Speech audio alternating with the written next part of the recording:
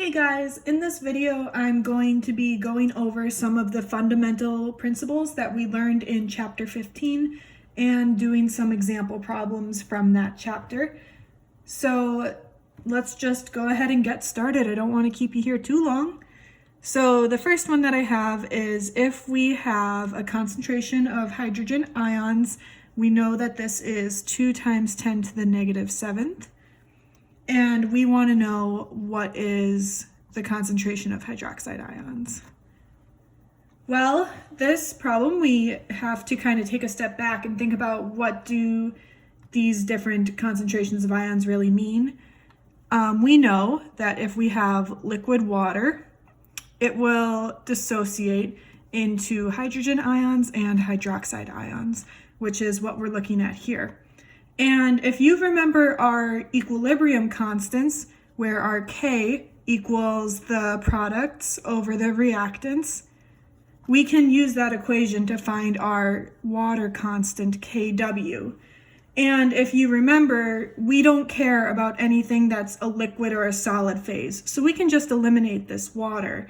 And that leaves us with a Kw of the concentration of hydrogen ions multiplied by the concentration of hydroxide ions. And this is going to be our Kw constant. We know that this is always true, and we are given, this is established, that Kw is equal to 1 times 10 to the negative 14th. And that's always true, these two things. Good to commit that to memory, and we can use this information to solve for this problem. We want to know the concentration of hydroxide ions here. So if we know that Kw is equal to the concentration of protons by the concentration of hydroxide ions, and we know that Kw is 10 to the negative 14th and hydrogen ions is 2 times 10 to the negative 7th, we can just say that 10 to the negative 14th is equal to 2 times 10 to the negative 7th multiplied by our hydroxide ions. And then if you divide 2 times 10 to the negative 7th by 10 to the negative 14th, we come out with an answer of 5 times 10 to the negative 8 for our concentration of hydroxide ions. Okay, cool. Pretty straightforward, right? We just have to memorize our KWs and kind of recognize when we would use those. All right. Oops. So the next thing I want to go over with you guys, we're going to be working with a lot of pHs this semester, so we really need to get comfortable with using pH and knowing the equations for not only pH but also pOH and how the two relate to each other. So let's say that we have this same hydrogen ion concentration of 2 times 10 to the negative 7th, and we are asked, what's the pH? What's the pOH? What's the difference between the two of those things? Well, let's take one thing at a time. Let's start with pH. We know the formula for pH is always going to be the negative log of the hydrogen ion concentration.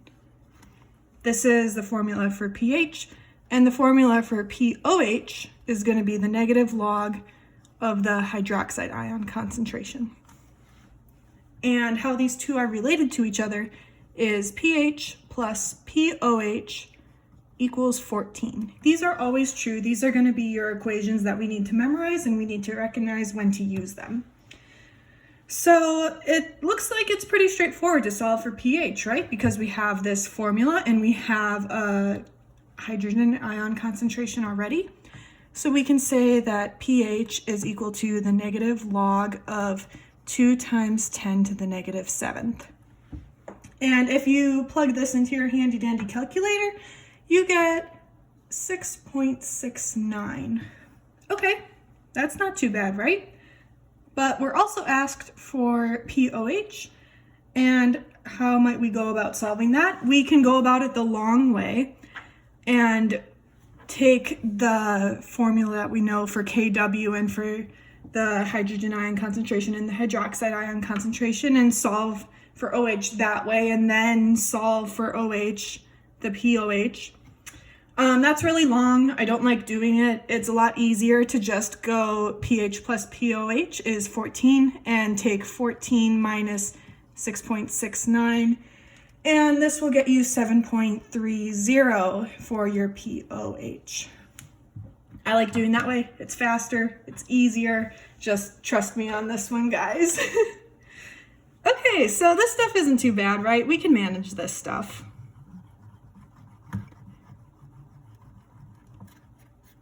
Let's get a little bit more involved here. So let's say we have a solution of hydrochloric acid.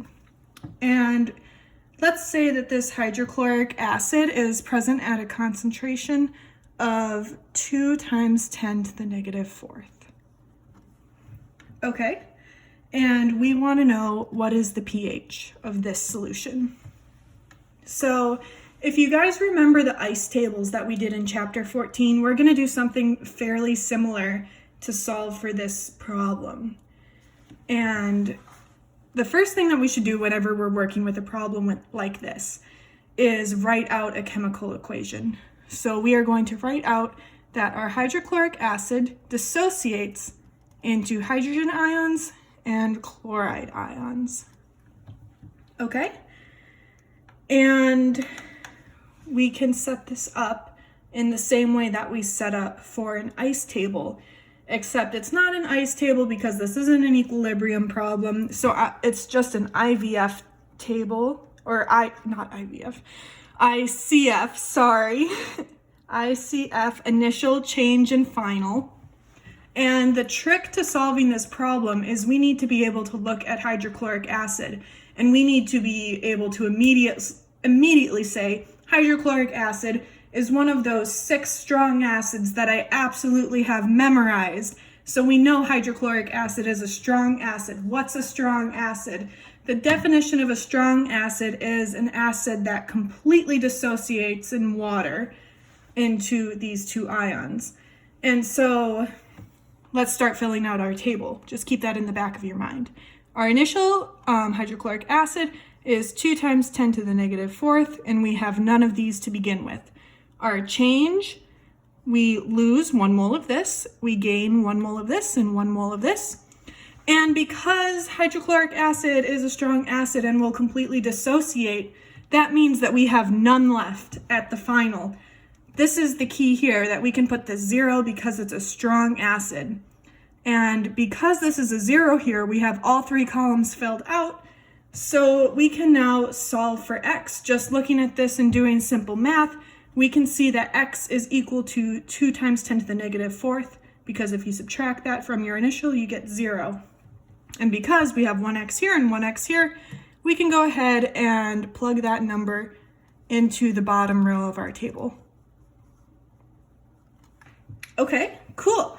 So now we know the final concentration of each of our 3 species here. That's fine and good, but that's still not what we want. We want to know the pH.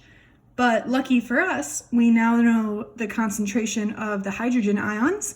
So we can take our handy dandy pH formula, where pH is the negative log of your hydrogen ions, and plug in the number that we have, a negative log of 2 times 10 to the negative 4th. And if you plug this into your calculator, this should give you a pH of 3.69. Okay, cool. So we solved the problem. But time out, let's take a reality check. Does a pH of 3.69 make sense in this problem? 3.69 is a fairly low pH. Anything lower than 7 is an acid, and 3.69 is an acidic, pretty acidic pH. Which, reality check, makes sense. We are dealing with hydrochloric acid, which is a strong acid. It makes sense for our pH to be that low. But you can always go ahead and check your work and kind of like work your way backwards through the problem to make sure you didn't miscalculate anything. But that's a pretty quick way just to say, hey, does this actually make sense? Okay, so not too bad, right? You can see how we're building on the skills that we established earlier in the semester. Let's do one last problem, get even more complicated a little bit. Nothing we can't manage. So let's say that we have a solution of barium hydroxide, okay? And we know that this is present at a concentration of 3 times 10 to the negative third. Okay, cool. What do we know about barium hydroxide? We know that barium hydroxide is a strong base. There isn't a set list of strong bases in the way there is the set list of 6 strong acids, but generally anything with a hydroxide in it is likely strong. So we know barium hydroxide is a strong base. Let's write out our equation, shall we? Where we have our barium hydroxide dissociating into barium ions and 2 hydroxide ions. Remember, don't forget the stoichiometry. Okay, and because barium hydroxide is a strong base, it will completely dissociate in water to form ions. So we can set up our ICF table here, just like we did in the previous problem, where our initial concentration of barium hydroxide is 3 times 10 to the negative third with no ions present. Our change is we will lose 1 mole of this, gain 1 mole of this, and gain 2 moles of this.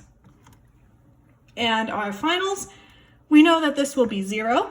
Cool, we filled out the entire column. We now see that x is equal to 3 times 10 to the negative third if you were to do the math and solve that out for x. And then we can take that and plug it into the bottom row. And here, we have to remember to multiply this by 2 because we have to account for our stoichiometries. So this will actually be 6 times 10 to the negative third.